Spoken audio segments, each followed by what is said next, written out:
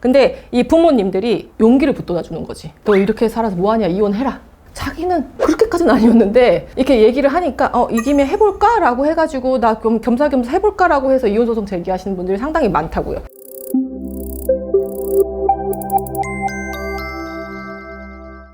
안녕하세요. 이혼 전문 박은주 변호사입니다. 이혼 소장 받으신 피고분들이 오셔가지고 본인은 이혼하고 싶지 않다라는 이제 분들이 있어요. 그럼 이제 그분들이 상담을 요청하면서 나 변호사님 유튜브 영상 다 보고 왔다. 피고와 관련된 영상 다 보고 왔고 변호사님 무슨 얘기 할지 아신다. 막 이렇게 얘기를 하시는 거죠. 그래서 맞아요. 그분들이 다 영상 보고 오는데 제가 이제 피고 입장에서 찍은 영상들 몇 개 중에서 뭐 이혼을 바라지 않는 피고가 해야 될 것이라던가 그럼 이혼의 기각을 구하는 것이 과연 최선인가 뭐 이런 부분에 대해서 제가 설명드린 게 있었는데요. 잠깐 짧게 보고 얘기를 해보자고 하면은 내가 이혼 기각을 구해가지고 실제 이혼 기각이 됐어. 그게 과연 의미가 있을까? 의미가 없다라고 제가 말씀드렸잖아요. 왜 그래요?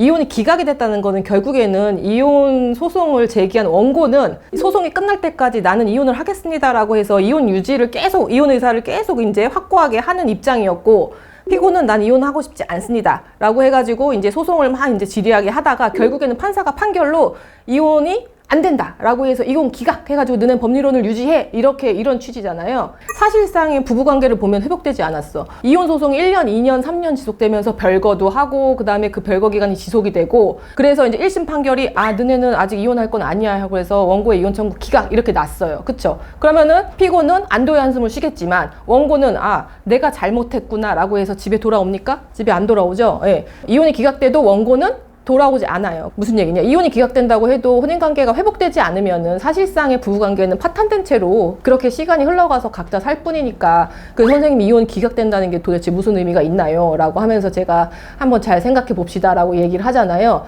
그래서 이혼을 바라지 않는 피고의 첫 번째 목표는 뭐가 돼야 된다고 그랬어요? 이혼 소송에서 이혼 기각이 아니고 소취하라고 제가 얘기했죠. 소취하. 원고가 소취하를 하는 게 이혼 소송에서 가장 베스트인 어떤 마무리라고 할까요? 아무튼 그건데 이혼 소송에서 우리가 소취하를 위해서 최선의 노력을 다 해보고 제가 거기서 선생님 조언을 드리고 법률적으로 여러 가지 조언을 드리겠지만 최종적으로 소취하를 하는 거는 원고의 의사이고 원고의 마음이기 때문에 저희가 그걸 확답드릴 수는 없다. 그렇게 얘기를 하고 알죠. 당연히 알죠. 그렇게 말씀을 하시거든요. 그러면은 이런 거가 제일 많이 물으시는 것 같아요. 그럼 소취하가 되는 가능성, 뭐 변호사님이 했던 사건 중에서 소취하된 게 몇 건이나 있어요? 뭐 이렇게 많이 물어보시잖아요. 이혼이 될 수 있는 확률은 얼마입니까? 내 사건에서. 그 다음 내가 이혼이 안 될 수 있는 확률은 몇 퍼센트? 퍼센테이지 굉장히 많이 물어보시거든요. 이혼 소송에 소취하가 되는 퍼센테이지는 제가 봤을 때 5%에서 10% 미만이에요. 대부분 이제 끝까지 가서 판결을 받아서 이혼이 된다 만다를 판결을 받는 것 같습니다. 그 정도로 이제 작죠. 대신에 아예 불가능한 건 없기 때문에 우리가 그 안에 들면 되는 거다. 가능성은 낮지만 그 가능성에 우리가 들면 된다. 이렇게 말씀을 드리고 이제 쭉 얘기를 한번 해보거든요. 그럼 또 이제 두 번째 질문을 하시죠. 변호사님 그러면은 소취하가 되는 사건들이 어떤 특징이 있냐? 어떤 사건에서의 뭐 소취하가 많이 되느냐? 그 소취화된 사건에서 유책 사유로 삼고 있는 건 굉장히 다양하죠. 다양해서 이거를 1위가 뭐고 이렇게 일률적으로 말할 수는 없는데 3가지 정도의 경우에는 소취하가 많이 되기도 하는데 제가 이제 그런 부분들을 궁금해하실 것에서 설명을 드릴 거예요. 제일 큰 거는 돈 문제 때문이에요. 돈. 이혼 소송을 청구한 원고들이 아내인 경우에 저 짠돌이 때문에 내가 못 살겠다. 너무 힘들다. 생활비로 너무 쪼고 그 다음에 또 어떤 거냐면 막 싸우고 막 그랬을 적 생활비 끊는다. 생활비 카드 끊고 카드 바로 끊고 분실 신고한다. 그거 진짜 많거든요. 이런 거에 대해서 경제적으로 굉장히 을의 위치에서 부당한 대우를 당했다고 하는 원고들이 그 아내분들이 이혼 소송을 굉장히 많이 제기를 한단 말이에요. 요즘에도. 근데 그게 왜 소취하가 왜 많이 될까요? 만약에 이혼을 원하지 않는 남편 입장에서는 어떻게 해줘야 돼? 부인이 불만인 게 그게 가장 크다라고 하면 그거를 개선해주면 되는 거죠. 그래.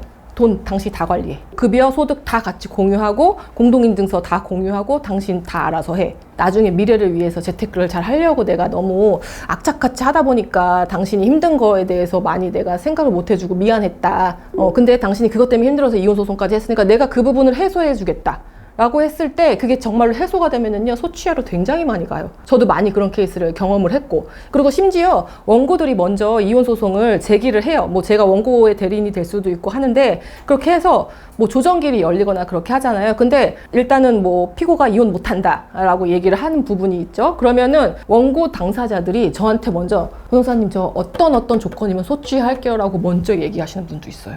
그러니까 그 정도로 돈 문제는 생각보다 간단히 해결될 수 있고 우리가 돈으로 해결될 수 있는 게 가장 간단한 문제라고 하는 것도 사실 부부 사이에서의 그게 이혼 사유가 됐을 때에는 굉장히 깔끔하게 해결될 수 있다. 그런 부분이 있어요. 제일 많아요, 솔직히. 그 다음에 두 번째로 소치가 많이 되는 경우는 어떤 경우이냐면요. 의외로 배우자가 외도를 해가지고 이혼 소송했을 때 소취화가 되는 경우가 종종 있어요. 제가 항상 얘기하지만 배우자의 외도가 있다고 해서 이혼까지 이르는 경우는 생각보다 별로 적다고 했잖아요. 이혼까지 이르는 경우는 그렇죠. 뭐 여러 가지 이유가 있겠지만 그런데 결국에는 이혼 소송을 제기를 했어요. 그 무책 배우자가. 그 원인을 보면은 크게 이제 또 갈라져서 두 개가 나누어져 있거든요. 외도를 한 바람핀 상대방이 적반하장으로 나오는 거야.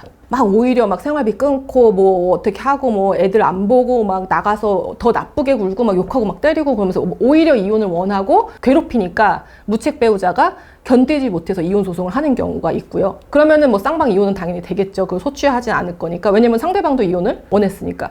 근데 그런 부분 말고 평소에 사이가 되게 좋았던 부부들이 있어요. 근데 배우자의 외도를 알게 됐어. 배우자랑 얘기도 하지 않고 바로 변호사 사무실에 와가지고 저 무조건 소송할 거예요. 무조건 상간소송 같이 하고 무조건 다 할 거예요. 소송해 주세요 하시는 분들이 있다고요. 배우자와 사이가 좋고 애정이 컸던 만큼 그 배신감이 굉장히 크다고 했잖아요. 그래서 이혼 소송 나 무조건 이혼이야. 나 못 살아 하고 딱 들어갔는데 이제 소장을 받은 배우자가 싹싹 비는 거야, 저 잔세로. 내가 미쳤나 보다, 여보. 내가 당신이 소중함 모르고 가정의 소중함 모르고 몰랐다. 말이 너무 빠르네. 그런 식으로 저 자세의 모습을 보이면은 화가 났던 원고 입장에서는 또 생각을 하게 되죠. 계속 이제 반성하고 참회하고 사죄하고 잘하는 모습을 보이니까 마음이 흔들리겠죠. 그런 전제가 됐을 때 원고 입장에서는 이혼 소송을 취하하는 경우가 종종 있어요. 그 다음에 이제 세 번째로 종종 있는 경우가 어떤 거냐면은 이혼 소송이 제기가 됐는데 꼭 와가지고 피고분들이 얘기하는 게 있어. 변호사님, 이거는요 배우자의 의사라기보다는요 배우자의 부모님의 의사일 가능성이 높아요. 결혼할 때도 사실은 장인 장모가 혹은 시어머니, 시아버지가 자기를 별로 탐탁지 않아 있다는 거, 며느리로서 사위로서 탐탁지 않아 있다. 이 결혼 반대세라고 했단 말이에요. 그래서 사이가 별로 썩 좋지는 않아서 자기를 탐탁지 않아 있으니까 결혼 생활을 막 이렇게 지내다가 부부가 싸움이 났단 말이야. 싸움이 나서 좀 갈등이 심화가 됐지. 이제 본가에 각자의 부모님한테 알려진 거예요. 근데 이 부모님들이 자녀들한테 용기를 북돋아 주는 거지. 너 이렇게 살아서 뭐하냐, 이혼해라. 자기는 그렇게까지는 아니었는데 이렇게 얘기를 하니까 이 김에 해볼까? 라고 해가지고 나 겸사겸사 해볼까? 라고 해서 이혼소송 제기하시는 분들이 상당히 많다고요. 근데 이제 그런 분들이 소취랑 무슨 관계예요? 기본적으로는 본인의 이혼 의사가 꼭대기로 갔다가 이제 이혼 소송이 제기되면서 배우자가 이제 저자세로 나오니까 이렇게 사그라든단 말이야. 뭐 그렇게까지 이혼까지 해야 되나? 뭐 애기도 있고 한데 뭐 이렇게 사그라들고 있단 말이에요. 그렇죠? 근데 그 와중에 소취가 되려면은 피고들은요 배우자의 부모님을 찾아가서 싹싹 빌어야 돼요. 왜냐면은 이혼 소송 자체도 사실은 그 배우자의 부모님의 어떤 영향이 좀 컸기 때문에 소취와 자체도 부모님들의 영향이 클 수 있거든요. 그래서 공략 상대를 두 군데로 해야 됩니다. 배우자 앤드 배우자의 부모님. 바람직하지는 않죠. 본인들의 결혼과 이혼이 사실은 뭐 부모님한테 영향을 받아서 그걸 결정짓는다는 건 바람직하지 않지만 공략 상대를 그 각자의 부모님으로 해서 그 부모님한테 엄청 노력을 하면은 얘야 너네 다시 생각해보고 집에 다시 들어가라 라고 하면 소취화되는 경우가 또 종종 있습니다. 오늘은요 많이들 궁금해하시는 부분 중에서 이혼소송 소취화가 되는 경우가 어떤 경우인지에 대해 살펴봤습니다. 오늘 영상이 재밌으셨다면요 구독과 좋아요 눌러주세요. 안녕.